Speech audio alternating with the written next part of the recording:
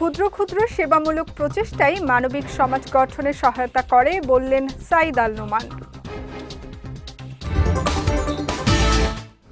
এবং চট্টগ্রামের র্যাবের পৃথক অভিযানে হত্যা মামলার আসামিসহ গ্রেফতার 2।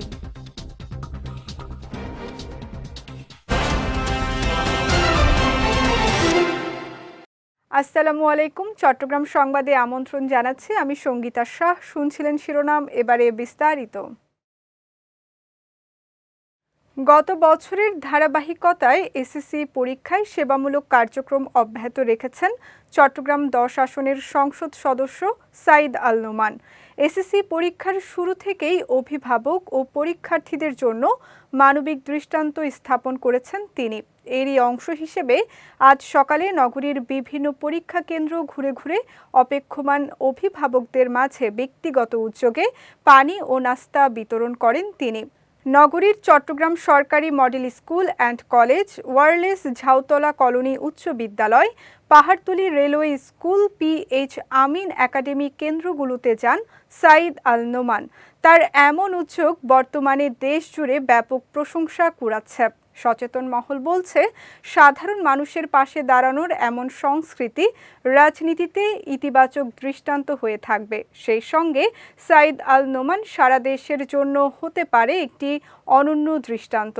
এদিকে সাধারণ মানুষের সুখে দুঃখে তাদের পাশে দাঁড়ানোর মধ্যেই একজন জনপ্রতিনিধির মূল সার্থকতা নিহিত থাকে বলে জানিয়েছেন সাইদ আল নোমান।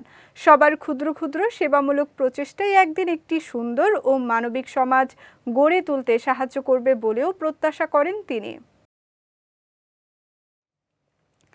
চট্টগ্রামে পৃথক অভিযানে হত্যা মামলার আসামিসহ 2 জনকে গ্রেফতার করেছে র্যাব।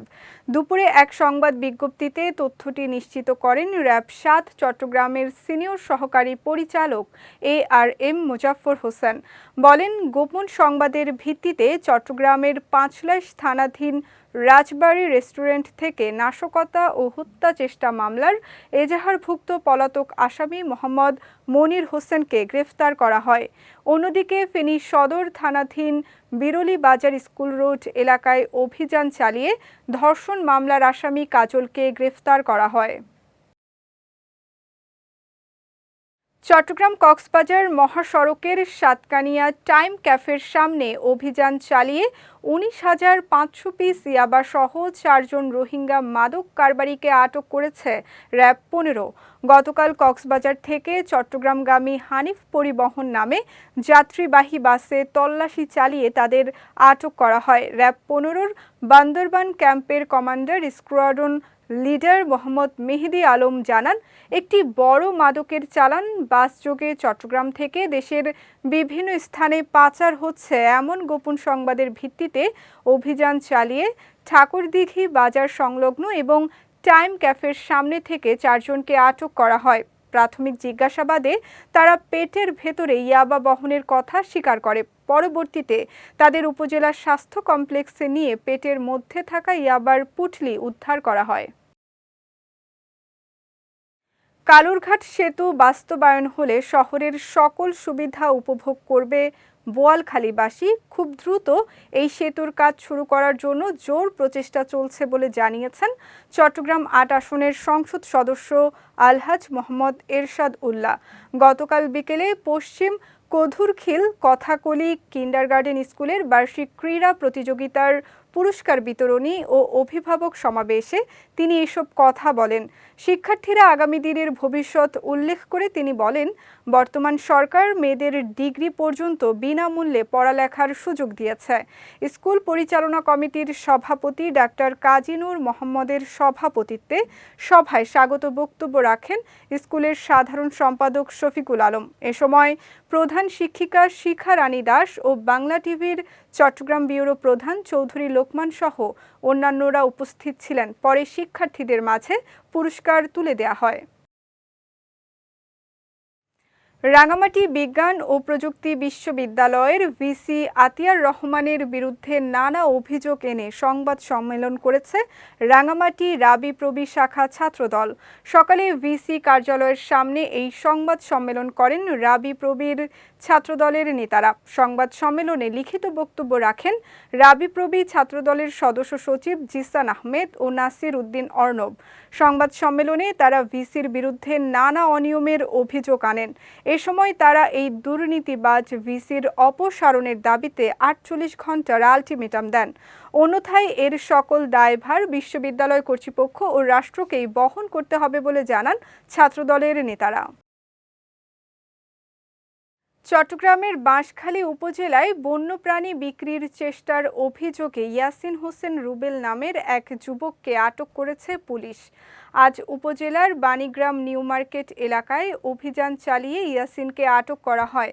পরে উপজেলার সহকারী কমিশনার ও নির্বাহী ম্যাজিস্ট্রেট মোহাম্মদ ওমর সানি আকনের নেতৃত্বে ভ্রাম্যমাণ আদালত পরিচালনাকালে তাকে 20,000 টাকা জরিমানা করে তাৎক্ষণিকভাবে তা আদায় করা হয়।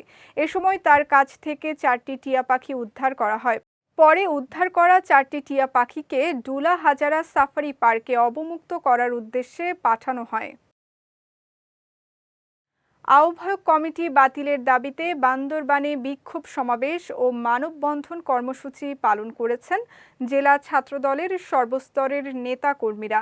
গতকাল শহরের প্রধান সড়কে অনুষ্ঠিত এই কর্মসূচিতে বিপুল সংখ্যক শিক্ষার্থী ও তরুণ অংশ নেন। তারা বিভিন্ন স্লোগান দিতে দিতে সড়ক প্রদক্ষিণ করেন এবং পরে মানববন্ধনে অংশগ্রহণ করেন।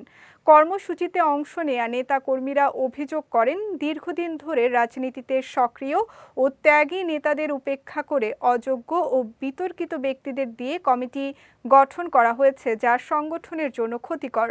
বক্তারা বলেন, অবিলম্বে এ কমিটি বাতিল করে যোগ্য ও ত্যাগী নেতাকর্মীদের মূল্যায়ন করতে হবে, অন্যথায় আরও কঠোর কর্মসূচি দেওয়া হবে বলেও হুঁশিয়ারি দেন তারা। কক্সবাজারের পার্বত্য লামা আলী কদমে ম্রো উপজাতি শিশুদেরকে জোর করে ধর্মান্তর করার অভিযোগ উঠেছে। এরই ধারাবাহিকতায় মিথ্যাচার ও বানোয়াট সংবাদ প্রচারের কারণে নেত্র নিউজের বিরুদ্ধে সংবাদ সম্মেলন অনুষ্ঠিত হয়। গতরাতে উপজেলার ঈদগাহ মডেল হাসপাতালের কনফারেন্স কক্ষে আয়োজিত সংবাদ সম্মেলনে প্রচারিত মিথ্যা সংবাদের বিরুদ্ধে তীব্র প্রতিবাদ ও নিন্দা জানান ডাক্তার মোহাম্মদ ইউসুফ আলী। এ সময় তিনি বলেন, স্বাধীনভাবে ধর্ম পালন করার অধিকার সবার আছে। জোর করে কাউকে মুসলিম বানানো তার কাজ নয়। মহান আল্লাহ ও তার রাসূল সাল্লাল্লাহু আলাইহি ওয়াসাল্লামের নৈতিক আদর্শে অনুপ্রাণিত হয়ে অন্য ধর্মের মানুষ ইসলাম ধর্মে দীক্ষিত হচ্ছে। এ সময় তিনি নেত্র নিউজে মিথ্যা প্রচারণার বিরুদ্ধে ঈদগাঁও থানায় সাধারণ ডায়েরি করে প্রশাসনের সহযোগিতা কামনা করেন। এছাড়াও সংবাদ সম্মেলনে ঈদগাহ মডেল হাসপাতালের ম্যানেজার আবু বক্কর সিদ্দিক সহ উপজেলার কর্মরত সাংবাদিকরা উপস্থিত ছিলেন। খাগড়াছড়ির মানিকছড়িতে অগ্নিকাণ্ড ও ঝড়ে ক্ষতিগ্রস্ত 9টি পরিবারের মাঝে ঢেউটিন বিতরণ করেছে উপজেলা প্রশাসন।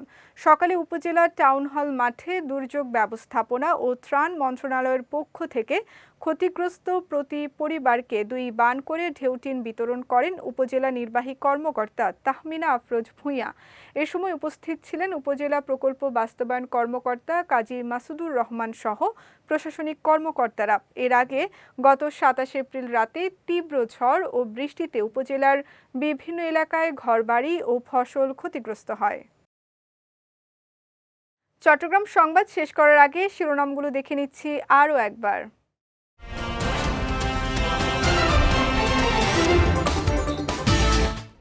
ক্ষুদ্র ক্ষুদ্র সেবামূলক প্রচেষ্টাই মানবিক সমাজ গঠনে সহায়তা করে বললেন সাইদ আল নোমান।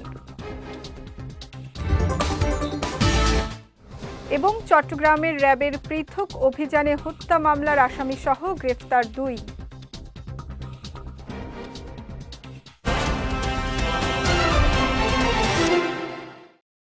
চট্টগ্রাম সংবাদ শেষে আজকের মতো আমি সঙ্গীতা শাহ আপনাদের কাছ থেকে বিদায় নিচ্ছি।